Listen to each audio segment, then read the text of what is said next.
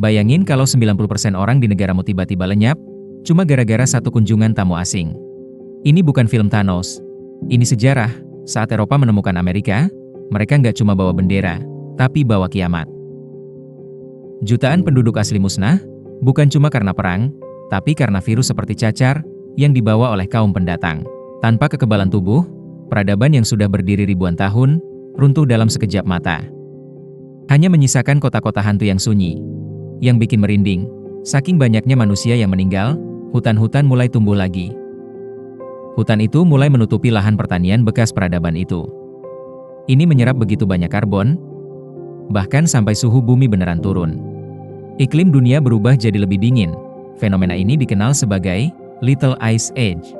Kalau menurut kamu, ini penemuan dunia baru, atau justru tragedi kemanusiaan terbesar? Coba tulis pendapatmu di kolom komentar.